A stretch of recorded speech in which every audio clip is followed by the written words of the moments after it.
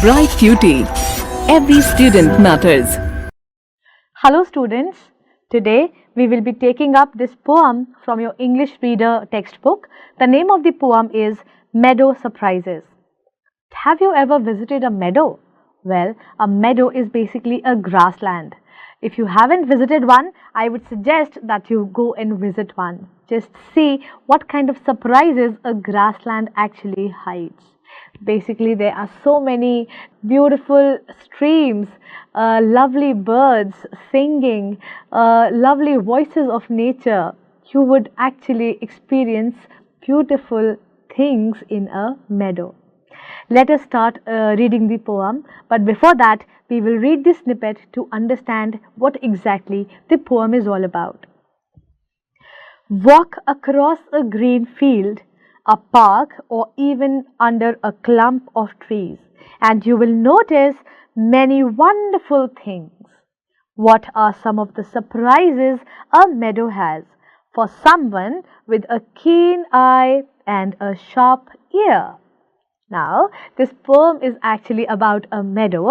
When you visit a green field or a park or even a cluster of trees, a group of trees. Clump means a group of trees. So, if you visit such a place, what kind of wonderful things you would notice? What are some of the surprises that a grassland would actually hide?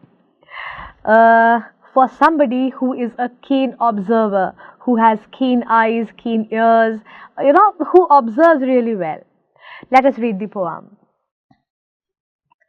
Meadows have surprises.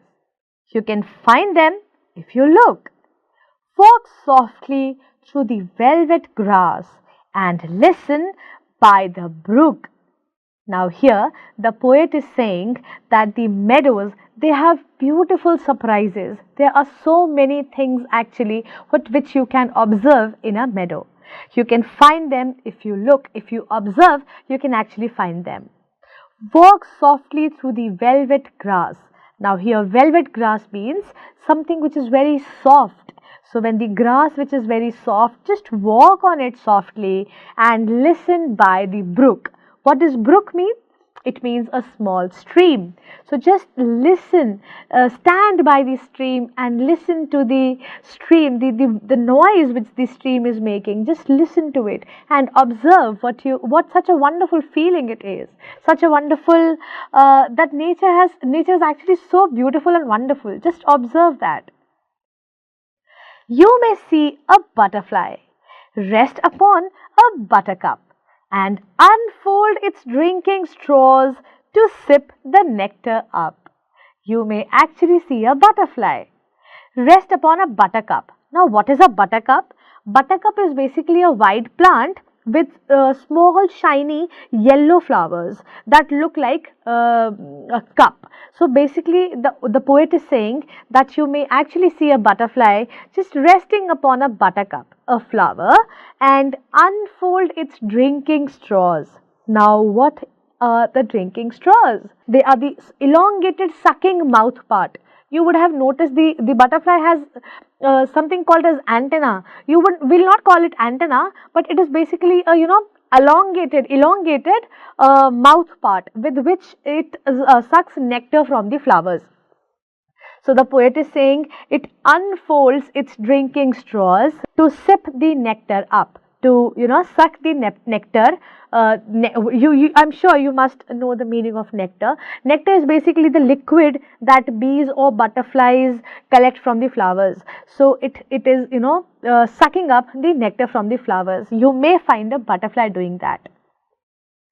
You may scare a rabbit who is sitting very still, though at first you may not see him. When he hops, you will. You actually might surprise or scare a rabbit, which in the first instance you would not even notice. You would not even know that there is a rabbit sitting just still, nearby, in a very calm manner. It is just sitting still without any movement, and you may not notice him at first, but the moment you will scare him, it will hop, and then you will notice, oh, there was a rabbit. So you actually may find a rabbit. A dandelion whose fuzzy head was golden days ago has turned to airy parachutes that flutter when you blow. Now, what is a dandelion? Dandelion is basically a wild plant which has small yellow flowers. So, the poet is saying a dandelion whose fuzzy head. Now, what does fuzzy head mean? It means the puffy tuft of the dandelion which floats in the air. So basically, the poet is trying to say the puffy tuft of the dandelion plant. It was golden few days back, but now it has turned into airy parachutes, which means it has kind of dried off. And when you blow, you do what? You do this. The puffy tuft of the dandelion flower, it flutters. Flutters means quick movement but light movement. So when you blow, it flutters. Alright. Explore the meadow houses, the burrows in the ground, a nest beneath tall grasses, the ants' amazing mound. You actually should explore the meadow houses. There are so many kind of nests, burrows where little insects, birds, small animals, they live. So you may find the burrows in the ground. Now burrows are basically a rabbit lives in a burrow, right? So you basically a small holes in the ground where little animals they live. So you may actually find burrows in the ground, a nest beneath tall grasses, a nest which little birds have probably made beneath the tall grasses. The ant's amazing mound. Now, what is a mound? I'm sure you all must have seen an ant's mound. Have you? Well, mound is basically ant's house, you can say. It is kind of a structure which is made up of soil, ant's saliva, and dung. So ant makes a house of its own, which is called as a mound. Alright, so you may actually find an ant's mound. Oh, meadows have surprises and many things to tell. You may discover these yourself if you look and listen well. The poet is saying that meadow has actually so many surprises hidden. If you have a keen eye, if you are somebody who observes really well, then you actually can see so many things. Meadows have really beautiful things and stories to tell you. Stories as in the nature is beautiful. The kind of animals, plants, birds, reptiles, insects, whatever is staying there, living in the meadows, they have their own life, they have their own system of living. So you may actually, observe so many things, so many wonderful stories you may actually come across. You may understand how these creatures they live. You may discover these yourself, but only if you look and listen well, if you have a keen eye and a keen ear. This poem is written by Louis Brandt Phillips. I hope that you have understood the poem and would actually visit a grassland soon. Now we will be talking about the exercises. Let's see what's the exercise. Now let us start with the exercises. First, working with the poem. Question 1. Read the lines in which the following phrases occur. Then discuss with your partner the meaning of each phrase in its context. Now, they have given us some phrases. We have to find the lines where these phrases are coming and we have to discuss with your partner. You have to make pair and discuss with your partner what is the meaning of each phrase. Let us see the phrases. The first one is velvet grass. Now here, what is the meaning of velvet grass? You will have to go back to the poem and find where the velvet grass phrase was coming, in which line.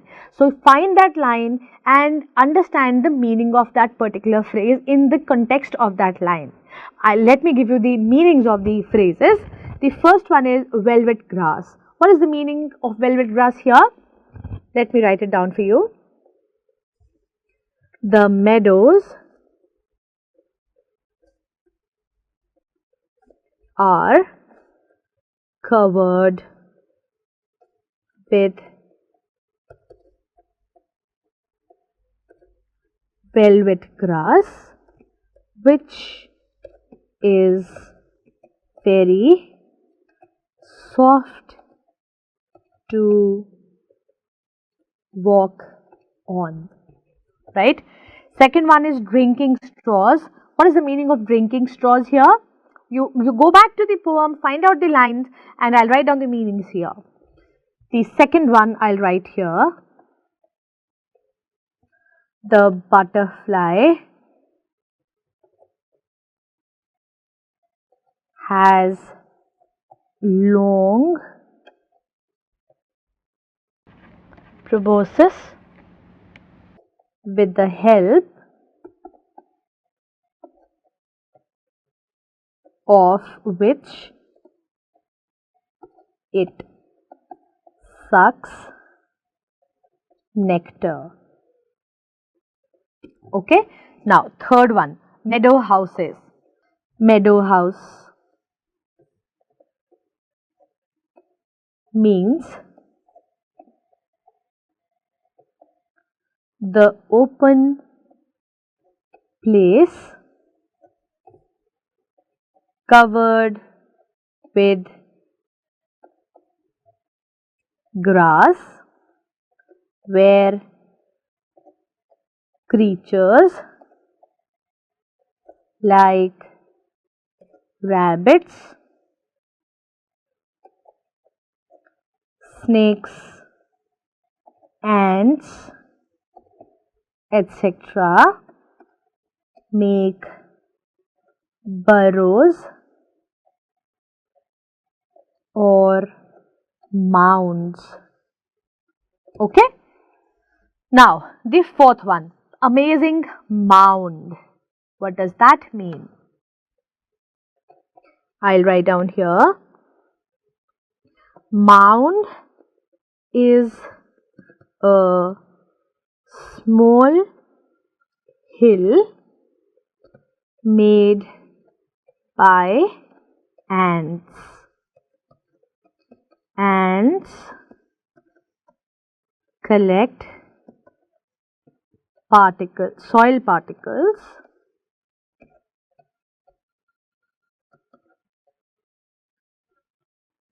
to make these mounds. Okay, now the fifth one is fuzzy head. Now what does that mean? Fuzzy head is the puffy tuft of the dandelion which floats in the air. Alright. Now, question number 2. Which line in the poem suggests that you need a keen eye and a sharp ear to enjoy a meadow? Read aloud the stanza that contains this line. Now, in which stanza do we actually, the poet is actually suggesting that you actually can, find out beautiful surprises only if you have a keen eye and a sharp ear. Which stanza is that? Let us go back to the poem. And this is the stanza. Let me quickly read it for you. Oh, meadows have surprises and many things to tell. You may discover these yourself if you look and listen well.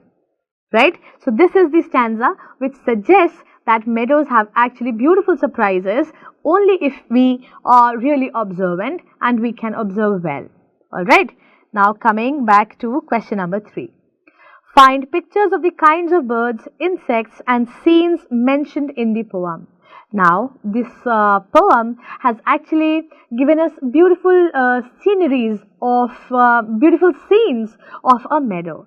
Somewhere the rabbit is sitting, somewhere the nests of the birds are there beneath the tall grasses, somewhere the clump of trees. Beautiful, scenes of a grassland are there. You have to find the pictures from the picture books and which actually relate to this poem, you may find the scenes, the pictures of the insects which are mentioned here, the flowers, the plants, the birds which are mentioned here in this poem. Alright? Question number 4. Watch a tree or a plant or walk across a field or park at the same time every day for a week. Keep a diary of what you see and hear. At the end of the week, write a short paragraph or a poem about your experiences. Put your writing up on the class bulletin board. Now what you have to do is, for 1 week, you have to go to a particular place, which can be a field, which can be a park, or you can watch a plant, or you can watch a tree for continuously 1 week at the same time. Just watch it for 1 week, and then at the end of the week, just write a poem or make a diary entry or write a paragraph, and just write down what you observed, whatever you heard, whatever you saw every day. Just keep noting it, in a diary. Whatever you are seeing each day, just keep noting it down, and at the end of the week, write a paragraph on your observation, whatever you have noted. You can write a poem as well, and once you have done that, you can put that whatever paragraph or poem you have written on the class bulletin board. Alright, so with this we have ended the poem. I hope you have understood the importance of a meadow, so that you can understand the nature well. I am suggesting again, you must visit a meadow very soon, so that you can really enjoy how beautiful the nature is. Thank you, kids. Bye.